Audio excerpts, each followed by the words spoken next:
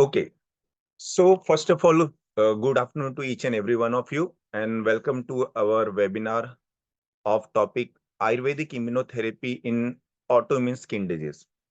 सबसे पहले मैं आपको बता दूं कि ये जो टॉपिक हम डिस्कस कर रहे हैं, this is a small part of our skin treatment.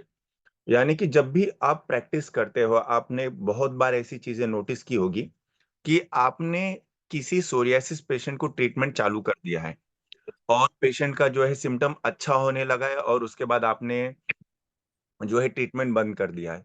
और या तो आपने बहुत बार ऐसा नोटिस किया है कि आप जब ट्रीटमेंट स्टार्ट करते हो तो ट्रीटमेंट स्टार्ट करने के बाद जो पेशेंट का जो सिम्टम है वो वापस से रिकरेंट होने लगता है। सो ये जो लेक्चर है, यानी कि आज वाला जो ये वेबिनार है, ये स्पेशली इंफॉर्मेशन से ज्यादा ये इंपॉर्टेंट है कि आपको आपकी माइंडसेट बदलने की जरूरत कहाँ है। कौन सा ऐसा हम लोग ये इम्यूनोथेरेपी के बारे में सोच सकते हैं, इसका स्कोप क्या है और इसके बारे में कॉन्सेप्ट क्या है। तो अगर ये पूरे वीडियो को मैं ऐसा रिक्वेस्ट करूंगा कि थोड़ा एंड तक आप जैसे जैसे आप देखते जाएंगे वैसे वैसे आपको समझिएगा कि हमारा जो एम है ये इस लेक्चर सीरीज का क्या है। पहला पहला है कि to plan the medicine when patient is not symptomatic. यानी कि जब भी पेशेंट सिम्टोमेटिक नहीं है उस समय क्या प्लान होना चाहिए। और आयुर्वेदिक जो इम्यूनोथेरेपी वर्ड है, it is for which part, यानी कि जो पैथोफिजियोलॉजी इसके किस पार्ट के ऊपर हम इसको इम्प्लीमेंट कर सकते हैं। तो इसी चीज को हम स्टार्ट कर सकते हैं और ये देखते हैं कि आयुर्वेदिक इम्यूनोथेरेपी इन ऑटोमिन स्किन डिजीज, ये अभी भी वर्ड एग्जिस्ट नहीं करता। आप ऑनलाइन भी सोच देखोगे, आप इसको जब भी ढूंढने को कोशिश करोगे ये आपको मिलेगा नहीं। But I personally think that our treatment also have a different expect, एक डिफरेंट कैटेगरी, कि जिसमें हम इम्यूनोथेरेपी एक स्पेशलाइज अलग सा एक ट्रीटमेंट स्टार्ट कर सकते हैं। फॉर एग्जांपल, आप जब प्रैक्टिस करते हैं तो आपके पास जैसे ही कोई भी पेशेंट आता है, आप हमेशा प्लान क्या करते हो। पहला प्लान आपका ये होता है कि आपने पंचकर्म दिया कि नहीं, फिर आपने सिम्टम कम किया कि नहीं, आप मेडिसिन कितना चेंज कर सकते हो।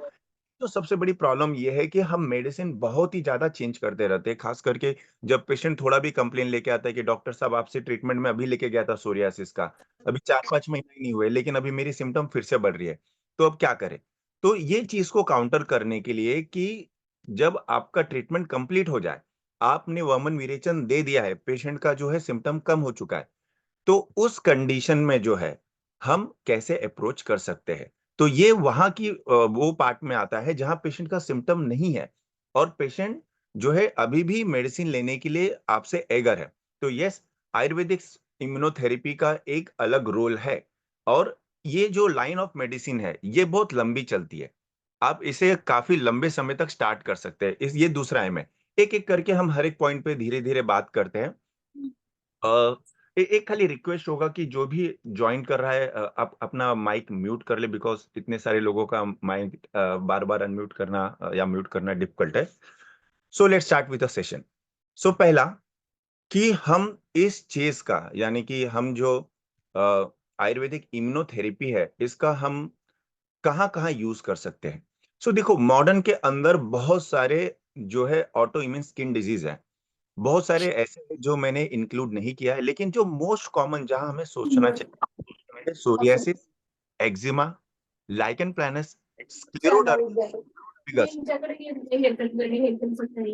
कि जिसके अंदर जो है हमें इम्यूनोथेरेपी के बारे में सोचना है।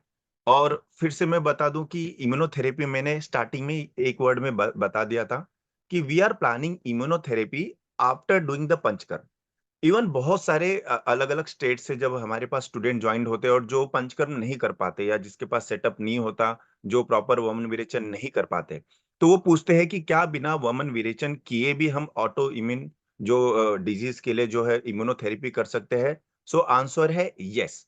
सो ऐसे कंडीशन में हम वहां भी कर सकते हैं, बट बस एक माइंडसेट चाहिए वो जिसके बारे में हम बात करेंगे। तो yes, whether it's a psoriasis, whether it's a eczema, lichen planus, scleroderma, pemphigus, dermatophytes, ये जितने भी कंडीशंस है, इवन ऐसे ली के अंदर भी अगर कोई स्किन डिजीज का पेशेंट आपके पास आता है तो वहां भी आप जो है एक सिंगल कॉन्सेप्ट से आप स्किन इम्यूनोथेरेपी कर सकते हो। फॉर एग्ज़ाम्पल मैं आपको ऐसा एक एग्ज़ाम्पल बताता हूँ कि हमारे पास काफ़ी ऐसी फीमेल आती है, जो ऑलरेडी जो है एसएलई का ट्रीटमेंट करते रहते हैं या स्क्लेरोडर्मा का ट्रीटमेंट लेते हैं, लेकिन उनकी स्किन का जो ड्राइनेस है वो रिस्पॉन्ड नहीं करता even with a steroid.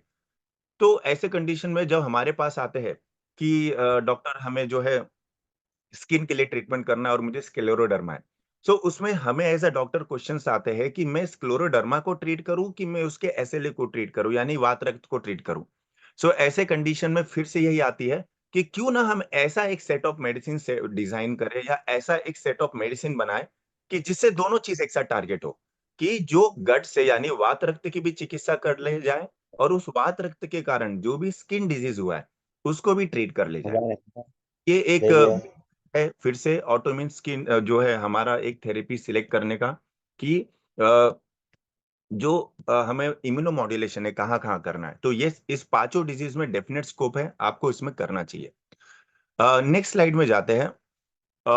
Change your mindset of course. अब देखो यहाँ इस स्लाइड के ऊपर मैं थोड़ा-सा टाइम दूँगा और मैं थोड़ा-सा ना आपसे क्वेश्चन पूछना चाहता हूँ कि आप जब किसी स्किन पेशेंट को देखते हैं, भले वो सोरियासिस हो, एक्जिमा हो, फंगल डिज़ीज़ हो, कोई भी हो।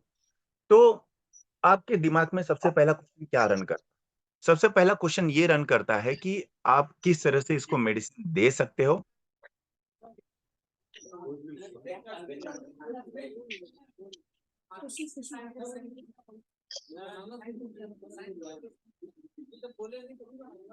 सो ये आई आई होप सो मेरी आवाज़ आ रही है? फिर से मैं रिक्वेस्ट करूँगा कि प्लीज़ आप लोग अपना माइक बंद कर दो बिकॉज़ काफ़ी लोग ने माइक स्टार्ट किया है।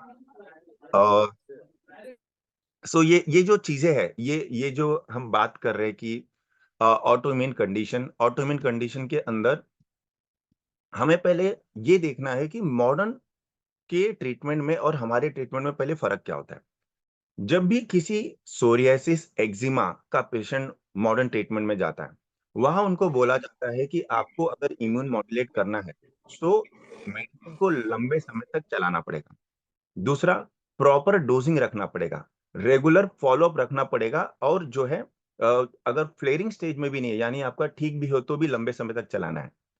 अब जब पेशेंट हमारे पास आता है, एज़ अ आयुर्वेदिक डॉक्टर के पास आता है, तो हम उसको पहला जो होप देते हैं, वो जो सबसे गलत रहता है कि आप पंचकर्म करा लो, तो आपका 100% ठीक हो जाएगा। आप जो है विरेचन करा दो, 100% ठीक हो जाएगा। यही जो है हमारा पेशेंट का जो एक्सपेक्टेशन है, वो काफ़ी बढ़ा देते हैं। हमारे से स्किन डिजीज़ क्योर होती है, सोरियासिस डिजीज़ भी क्योर होता है, लेकिन इतना जल्दी नहीं क्योर होता, जितना हम उसको क्लेम करते हैं। पंचकर्म करने से, वमन करने से, विरेचन करने से या बस्ती देने से आप उसके फ्लेयरिंग स्टेज को यानी कि जहाँ थ्रू आउट सिम्पटम है, वो स्टेज को अंडर कंट्रोल लाते हो। लेकिन उसके बाद पेशेंट आपका मेडिसिन इसलिए नहीं लेता है बिकॉज़ आपने प्रॉमिस किया था कि पंचकर्म के बाद सब ठीक हो जाएगा।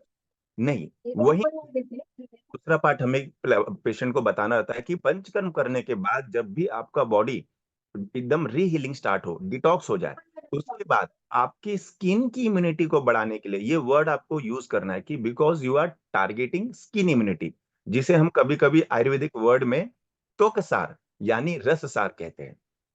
क्योंकि जिस प्रकृति के अंदर, जिस पेशेंट के अंदर रससारता की कमी होती है, वहाँ जो है उनका ही इम्यूनिटी सबसे कम होता है और खास करके स्किन इम्यूनिटी। तो जब भी हम स्किन इम्यूनिटी को टारगेट करते हैं, वहाँ सबसे इम्पोर्टेंट वर्ड होता है त्वकसारता। तो हम जो आयुर्वेदिक ट्रीटमेंट या आयुर्वेदिक इम्यूनोमॉड्यूलेशन करते हैं, ये हम करते हैं पंचकर्म के बाद। तो आई होप सो आपको ये 2 पार्ट समझ में आ गया है। कि पहला पार्ट कि जब भी आपके पास स्किन पेशेंट आए, आप उसको पहले कन्विंस कीजिए कि आप उसके साथ पंचकर्म कर सकें। समझो पंचकर्म को रेडी नहीं है, तो आप डायरेक्टली आयुर्वेदिक इम्यूनोमॉड्यूलेशन थेरेपी पे जा सकते हैं, यानी कि जो हम अभी आगे डिस्कस करने वाले हैं कि कैसे ये वर्ड को कैसे यूज़ किया जाए। हो सकता है आप इसको रसायन थेरेपी बोलो हो सकता है आप इसको ओजवर्धक थेरेपी बोलो। बहुत सारे ऐसे सेंटर है थ्रू आउट द इंडिया जो इस चीज़ को अलग-अलग डायरेक्शन में देखते हैं।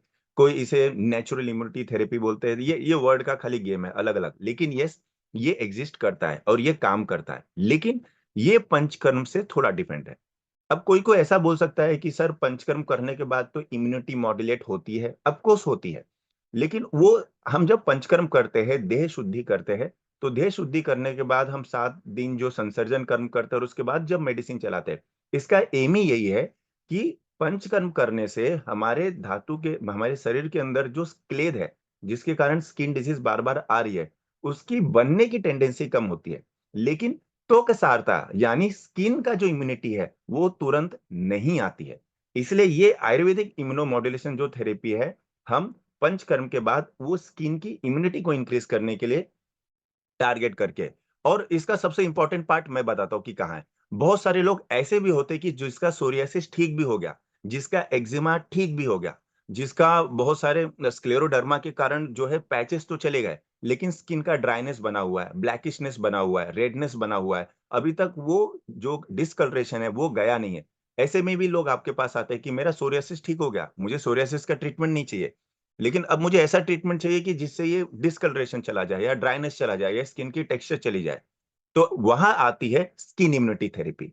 तो इसीलिए Ayurvedic immunomodulation therapy is just targeting and more of a targeting जो चीज है वो है आपका स्किन इम्यूनिटी। तो इसलिए ये जो ट्रीटमेंट है ये पोस्ट पंचकर्म होना चाहिए। इसमें मोस्ट पार्ट क्या, मोस्ट पार्ट है कि अगर आप आयुर्वेदिक प्रैक्टिशनर हो, पहले आप प्लान करो कि कम से कम 8 मंथ टू 1 ईयर तक पेशेंट आपका ट्रीटमेंट ले, प्रॉपर डोजिंग ले, हर 15 दिन के बाद आपके पास फॉलो करे, और ये आपका काम होता है कि टू मेक इट अफोर्डेबल।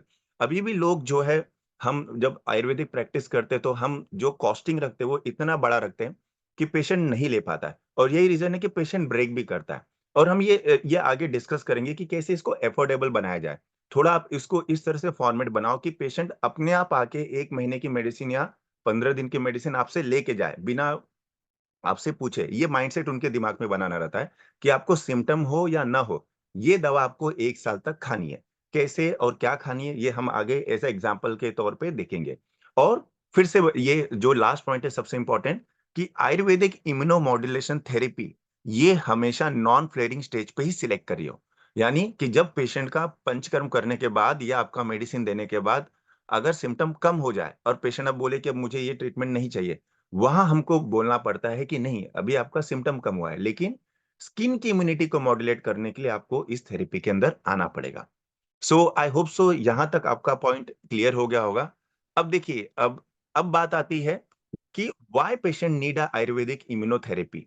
तो आयुर्वेदिक इम्यूनोथेरेपी का इंपॉर्टेंट ये है कि जो आपने पंचकर्म किया है, उस पेशेंट के अंदर रीहीलिंग यानी कि बॉडी की सेल्फ इम्यूनिटी जो है वो स्ट्रेंथेन हो, जो पंचकर्म से हो चुका है। लेकिन स्किन इम्यूनिटी को आने में अभी भी 3 से 4 महीने और टाइम लगेंगे, भले आपने वमन किया हो या विरेचन किया हो। इसीलिए पेशेंट को इम्यूनिटी थेरेपी इसलिए चाहिए आपका, कंसीडर कर दो, से भी ले लेना। कि वहां हमें स्किन की इम्यूनिटी को हाँ। अभी भी टारगेट करना है। दूसरा, ये स्किन इम्यूनिटी एक और भी बहुत अच्छा फैक्टर होता है कि जैसे बहुत सारे आपने पेशेंट देखा होगा कि आप मेडिसिन देते हो ठीक हो जाता है, लेकिन जैसे ही विंटर सीजन आता है या समर सीजन आता है, किसी किसी का रेनी सीजन में, अलग अलग सीजन में फ्लेयर होते हैं।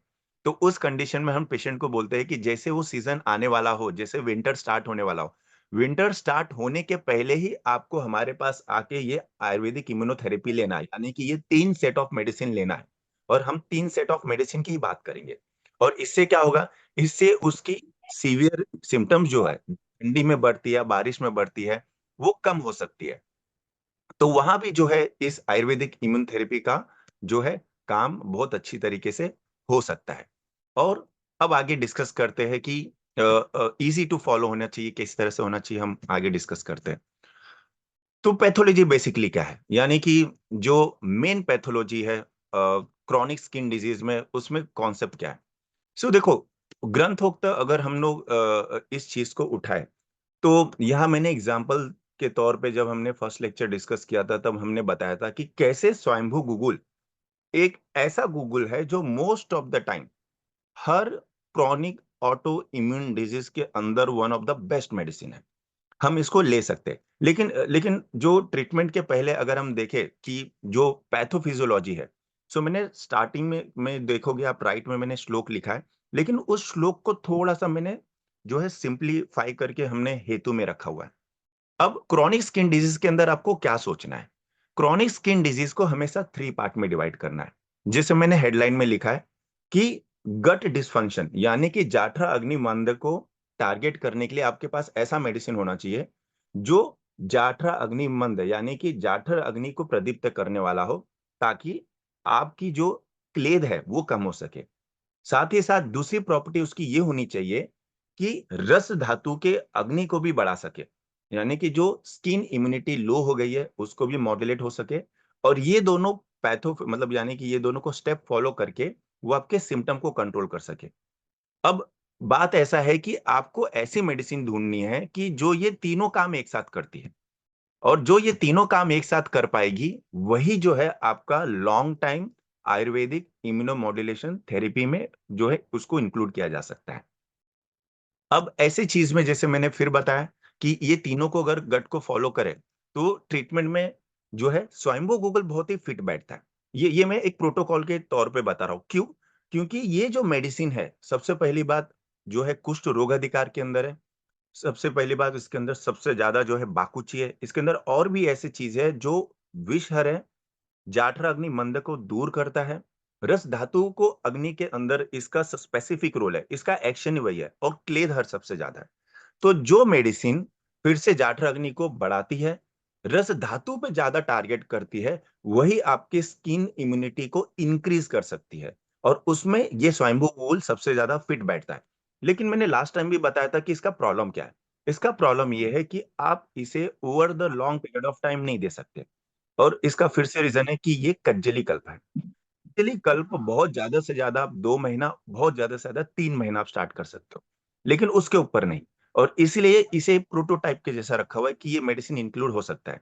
लेकिन आप अगर प्रैक्टिस में बैठे हो और आकर आप अगर ट्रीटमेंट कर रहे हो, तो संहिताकारों के अनुसार जो कुष्ठ की चिकित्सा है, उस कुष्ठ की चिकित्सा में ये सब ऐसी चीज है जो एज अ रसायन काम करती है।